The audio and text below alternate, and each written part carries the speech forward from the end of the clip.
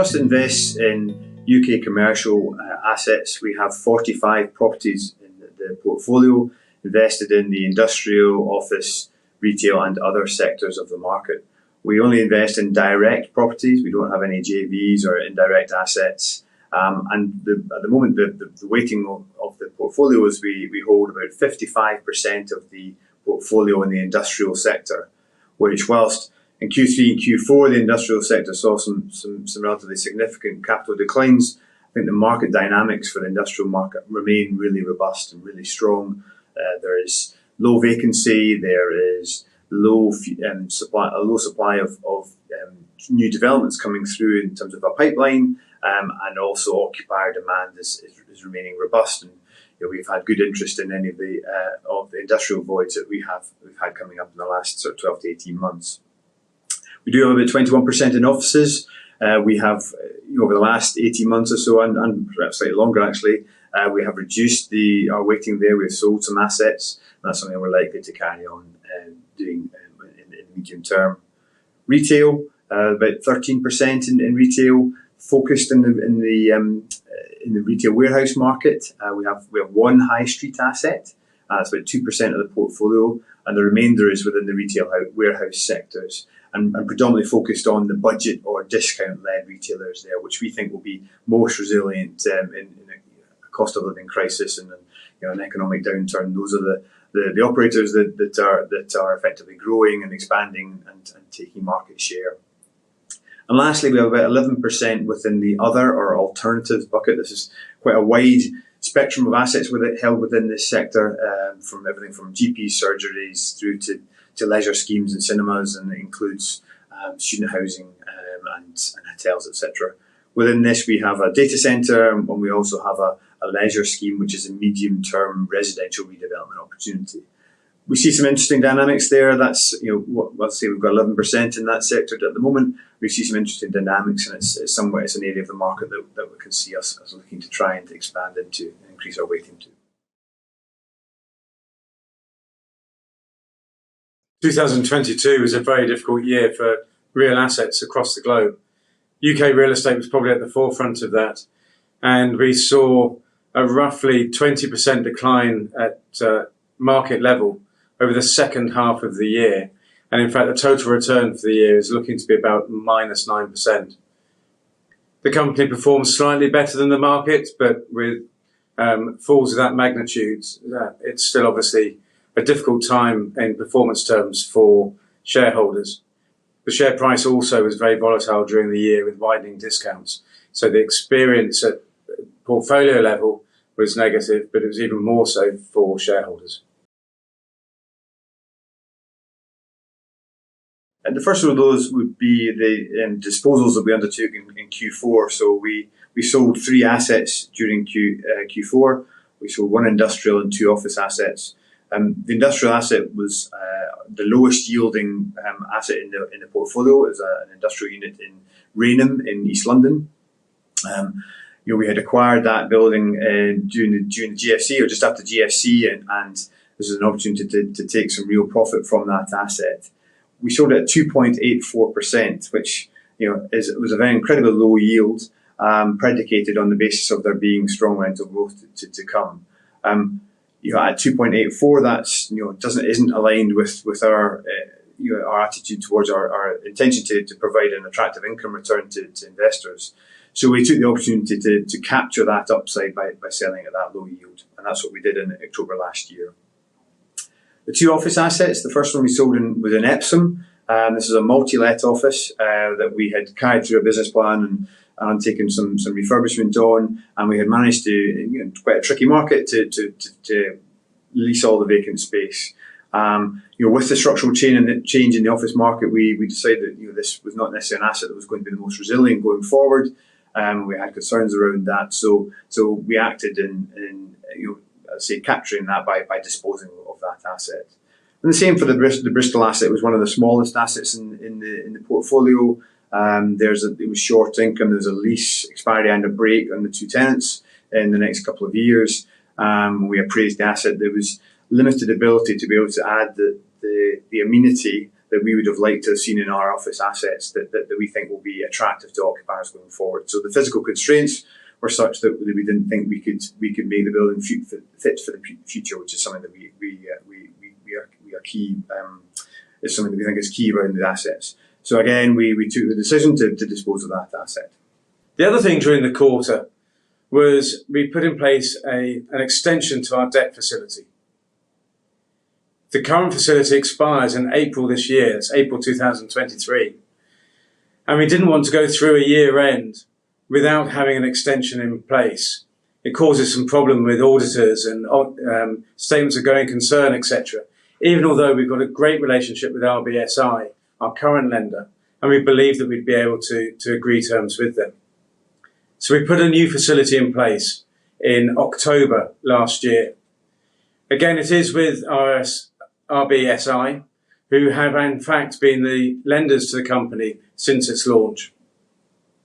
So it's an attractive margin of 150 basis points, something which we believe is particularly attractive in the current market dynamics. However, when we signed, obviously there was a lot of turmoil in the financial markets and the swap rate was very high. It gave us an all-in cost of 7%. We took the swap because, unbelievable as it seems now, we felt that rates could go even higher and provide greater uncertainty. We consider ourselves to be fairly good investors into real estate. We're not here to bet around swap rates. However, we were proven to have got the timing wrong. And by December, the whole interest rate environment had changed dramatically. And we decided to take rapid action to rectify the position we were in. We broke the swap and we put in place instead a cap. That means we continue to benefit from falling interest rates, whilst having a top rate that we'd have to pay if indeed rates continue to increase more than expected. We believe that we're now in a good place with our debt, which has been extended through to April 2026. It'll give us opportunities to enjoy growth in the market as it returns. So I'll go first, and I'd like to talk about our office building in 54 Hagley Road in Birmingham. Again, you mentioned a couple of times about structural change and being able to adapt to changing occupier demands and occupier needs. And this is a building where, again, we've been able to put in place a business plan for the property. We've been able to add quite a lot of amenity to the building. We've put in a ground floor reception with soft informal seating areas. We've put in communal tenant meeting rooms and an auditorium which tenants in the building can make use of for presentations or yoga or Pilates classes. We put in cycling storage facilities, and again also showers as well, just to really enhance the staff environment and the staff facilities. And what we think is key is that occupiers are wanting to be able to encourage their staff to come into the office, and by providing all this amenity is something that's certainly going to be able to do that.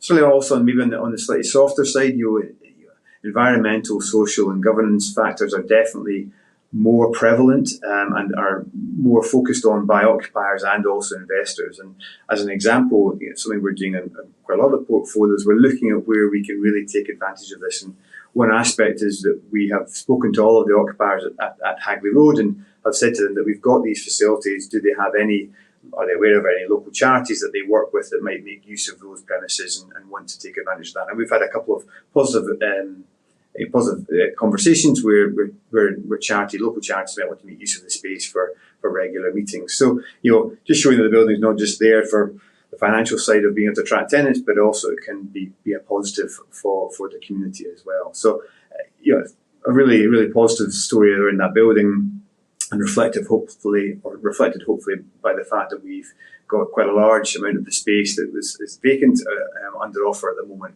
Over 50% of the vacancy is under offer to an occupier who again is attracted by all that level of amenity. So I'm going to follow up with a property that Mark actually was responsible for acquiring.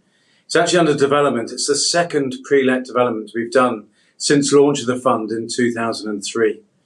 And the reason we took that route was it was going to give us access to a very high quality piece of real estate let on exceptional terms. It's actually let for 15 years to a local authority with indexed rent reviews, but one which we believed that we could get a margin on pricing by doing the development funding. It was a complex project. The property is actually going to be occupied by a not-for-profit called Glass Futures. It's an organisation which is looking at a way of providing much more energy-efficient production of glass. At the moment, it's a very carbon-intensive industry. The building is designed such that it can be a regular logistics warehouse, and we've made sure that the specification suits that potential use in the future. But for the first 15 years of its life at least, Glass Futures will have quite a specific use in there, doing research and development. We actually went and had a look at it just the other day. It completes in the next month or so. And although it's still a building site, it's just fascinating to see how the building is going to integrate with local community as well. So it's got some walkways with, as you'd probably expect, some wonderful glass balustrades and so on, so that school children, visitors, etc., can come and see the process. They can have an education element to it as well.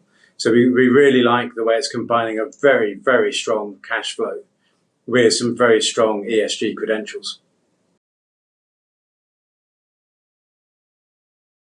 The key themes, I think, in the short term for the trust is our ability to be able to exploit opportunities and exploit diversification in the market, or dislocation in the market, I should say, whereby, given the structure of the trust, we are not influenced by inflows or outflows of capital, in which case we just focus on structural changes in the market and are able to focus on investing, and we're making sure we're invested in the key areas of the market that are going to be most accretive to performance for shareholders.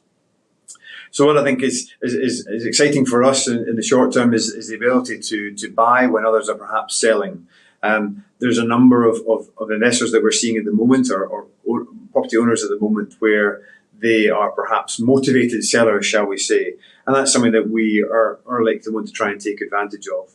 We've spoken about the attractive appeal of the industrial market. It remains something that we are interested in.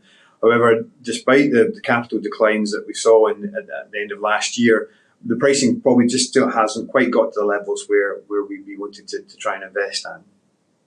We mentioned beds in terms of the alternatives. For student housing, again, there's a really strong dynamic around that. There's a number of markets in the UK where there is a real lack of quality accommodation, or any accommodation, let alone good quality accommodation, which we think is a really interesting proposition, and something that we're going to try and look to exploit. And lastly, it's an asset, it's an area of the market that we've actually bid on an asset within the last couple of days, is in the supermarket space, the food space. It's historically been a very, very resilient area of the market. Food, everyone obviously has to buy food, so effectively that's a positive. We think we've identified an opportunity where there's been effectively, I talked about dislocation, a dislocation in pricing with this particular operator. The asset is being offered for sale. It's on a one-to-one basis. It'll be on a long lease with indexation or index-linked rent reviews, and we have identified the fact that there's an underpin to the asset, in that at least two other operators, supermarket food operators, would take that unit tomorrow if it became available. So there's a lot of attractions to this, and it's something that we're pursuing, and we'll hopefully have some positive news on in the short term.